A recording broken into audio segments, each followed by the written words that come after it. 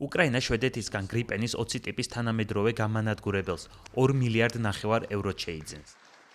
შეთანხმების დასრულების შემდეგ კი შვედეთი უკრაინას დამატებით გამანადგურებლების 16 ძველ მოდელს გადასცემს.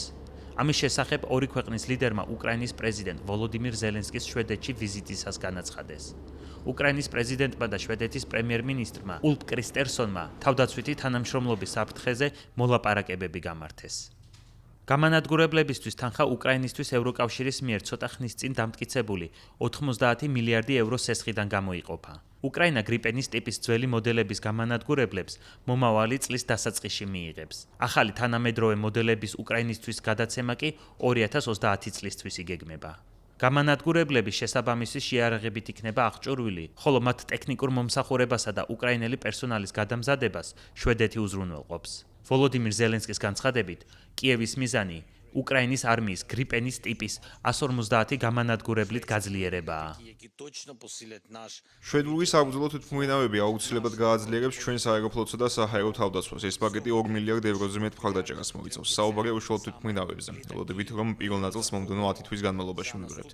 ამის დიდი იმედი გვაქვს, ჩვენ ყველაფერს გავაკეთებთ. მნიშვნელოვანია ის, რომ ამ თვითმფრინავებს შესაბამისი შეერაღების პაკეტიც მოყვება. ეს სხვა საკითხებთან ერთად რუსული მართვადის ავიაციო ბომბებისგან თავდაცვაში დაგვეხმარება.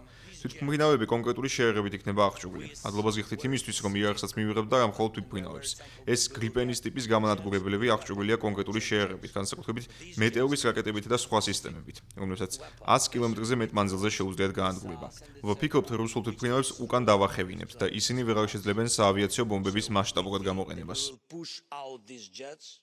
შვედეთში თვითმფრინავების ანგარიში გამართული პრესკონფერენციისას უკრაინის პრეზიდენტმა ასევე ისაუბრა პატრიოტის ტიპის საჰაერო თავდაცვის სისტემების მნიშვნელობაზე.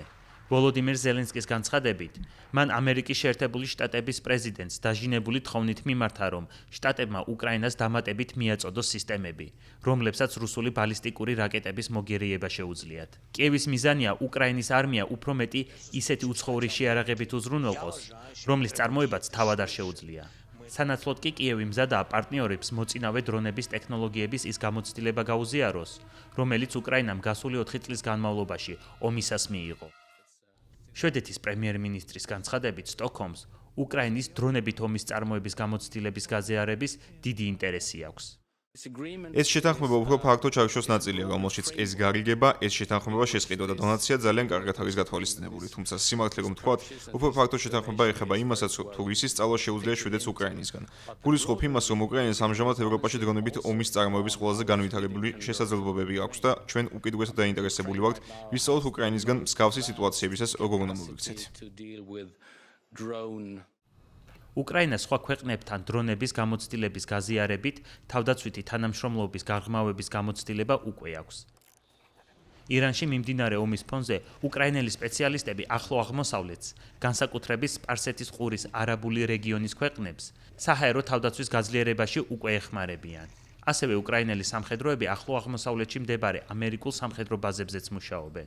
უკრაინამ ერთობლივი დრონების წარმოების შეთანხმება გააფორმა ევროკავშირის არაერთ ქვეყანასთანაც.